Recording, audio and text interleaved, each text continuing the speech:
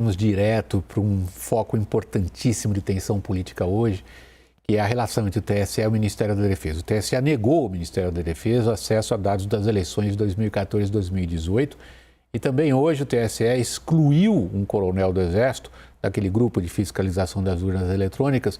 Esse coronel do Exército propagava fake news. Reportagem de Theo Curi.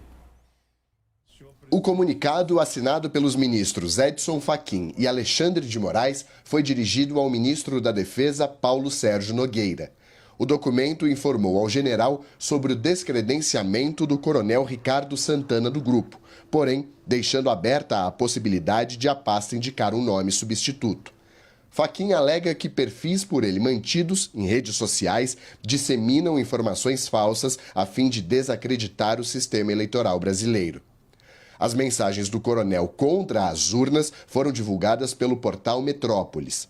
Segundo a publicação, um vídeo divulgado pelo militar comparava o voto à compra de bilhete de loteria. Segundo apurou a CNN, o Exército vai instaurar um processo administrativo contra o coronel. Por ser militar da ativa, ele é proibido de publicar posicionamentos políticos em suas redes sociais. O comando do Exército já havia tomado a decisão de retirar Santana da comissão.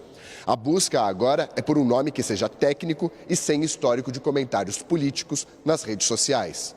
O ofício do TSE reforça ainda que a posição de avaliador da conformidade de sistemas e equipamentos não deve ser ocupada por aqueles que negam o sistema eleitoral brasileiro e circulam desinformação a seu respeito. Após o caso vir à tona, o perfil do militar foi apagado das redes sociais. Também nesta segunda-feira, o TSE rejeitou parcialmente o pedido do Ministério da Defesa para ter acesso a dados de eleições passadas. O tribunal disse que a solicitação foi feita fora do prazo legal e que as entidades fiscalizadoras do pleito desse ano não possuem poderes de fiscalização de eleições passadas e nem de controle externo do TSE. Caio, eu estava acompanhando sua participação um pouco antes no Jornal da CNN. Na qual você mencionava que o Exército está com dificuldades de encontrar um substituto. William, eles encontraram um substituto, que é um tenente-coronel, Gleison Azevedo, e depois eles desistiram desse substituto porque localizaram, entre outros tantos problemas, nas redes sociais desse substituto, críticas, xingamentos ao ex-presidente Lula nas redes sociais desse substituto. Então agora já estão buscando um substituto do substituto, isso está em curso ainda em operação dentro do Exército Brasileiro. Thaís, está bem clara a postura do TSE em relação ao Ministério da Defesa.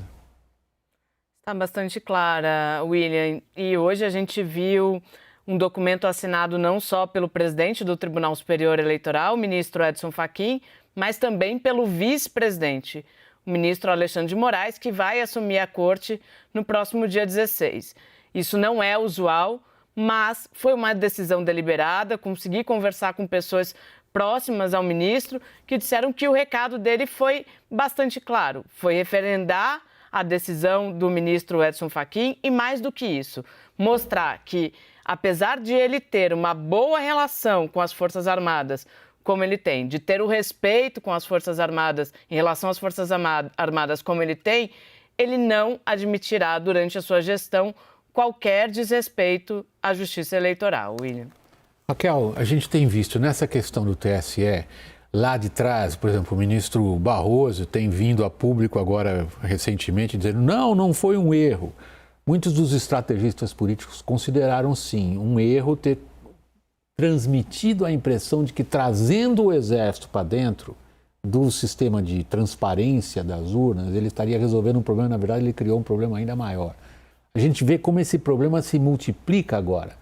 Porém, do ponto de vista institucional, o limite traçado hoje pelo Fachin e pelo Moraes juntos, como a Thaís disse, isso é um gesto importante.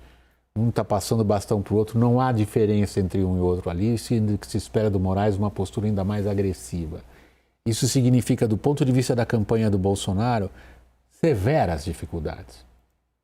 William, é que a dificuldade, quando eles chamaram o Exército para dentro desse comitê, é qual Exército? Porque se você for nos coronéis ali um a um, é claro que você vai encontrar muitos simpatizantes do bolsonarismo, o que é muito diferente da postura institucional das Forças Armadas ou a postura do alto comando. Vamos pegar, por exemplo, o 7 de setembro. Bolsonaro havia anunciado que ia fazer o 7 de setembro em Copacabana, misturando claramente o papel do 7 de setembro, do Exército e um ato de campanha.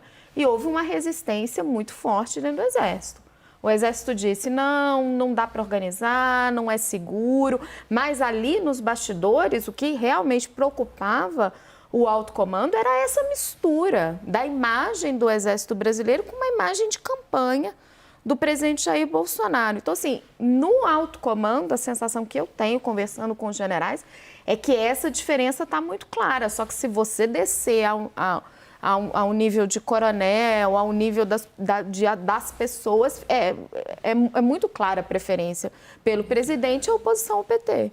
Dá uma certa nostalgia para mim quando você se refere ao papel dos coronéis. Eu que estou há tanto tempo nessa praia, me lembro de cobrir o regime militar, os coronéis eram sempre a grande preocupação dos generais.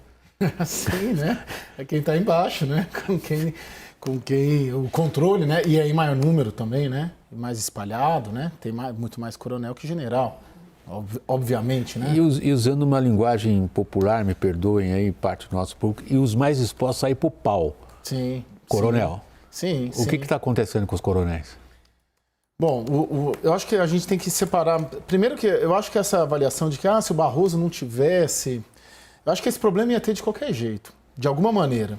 Ia ter, de alguma maneira, uma utilização por parte do Palácio do Planalto, da proximidade, da raiz, da origem militar, para questionar, porque daí a questão, poxa, nem chamaram os militares, nem chamaram o Comando Cibernético para participar desse processo. Acho que esse processo, de qualquer maneira, estaria resolvido. E estaria em curso, né, esse problema. Como estão os coronéis? Na avaliação dos chefes, está sob controle. Mas também já tenho começado a ouvir que você não consegue controlar tudo e que basta um segmento ou uma fatia... Basta um coronel e um jipe.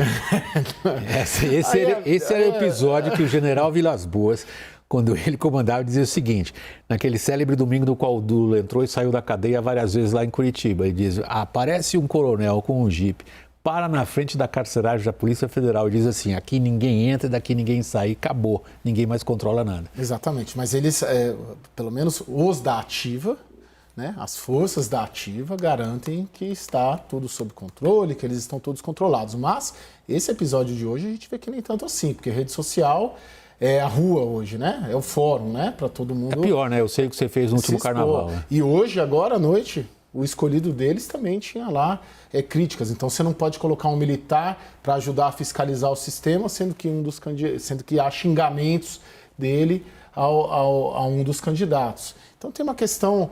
É uma questão sensível, né, Vac? É muito sensível. Mas não acredito que se o Barroso não tivesse chamado, que a gente não estaria vivendo a mesma coisa, só que com outros instrumentos que a gente está vivendo nessa relação militares e TSE.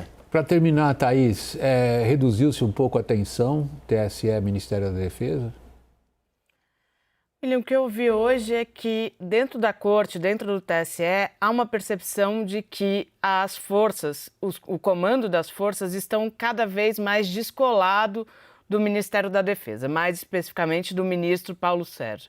E é muito nessa relação direta com as Forças Armadas que a gestão de Alexandre de Moraes e Ricardo Lewandowski aposta para tentar colocar as coisas um pouco mais no chão, riscar as linhas que tem que riscar, entender que não será de tanto conflito até o final desse processo eleitoral. Posso estar sendo poliana demais, mas estou só transmitindo o que eu ouvi hoje. E tem uma aposta no Alexandre de Moraes, né? Hoje eu ouvi, a Thaís falou lá com o TSE, mas eu falei com militares hoje da Ativa e do governo. Tem uma aposta no perfil do Alexandre de Moraes, que já chefiou, conhece o universo militar, foi secretário de Segurança Pública aqui, foi ministro da Justiça, é tido como mais objetivo, menos ideologizado, menos ideológico e mais afeito à política, né? Acho que integrou, foi integrante de partido político, teve uma pretensa carreira política até. Então tem uma expectativa que a partir do dia 16 de agosto, por parte dos militares, com a posse do Alexandre, isso possa, de alguma maneira, pelo menos sentar para conversar. Porque é surpreendente, eles estão a 1 quilômetro, né, Thaís, de distância. O Ministério da Defesa do TSE, nem isso, talvez, e estão falando por telegrama, Mas né? Por ofício, né? Mas conversam, já há conversas. Gente, eu sou obrigado a acabar essa edição, mas eu tenho certeza que vai render muito ainda. Thaís, muito obrigado a você em Brasília, boa noite. Raquel, obrigado, boa noite. Caio, igualmente.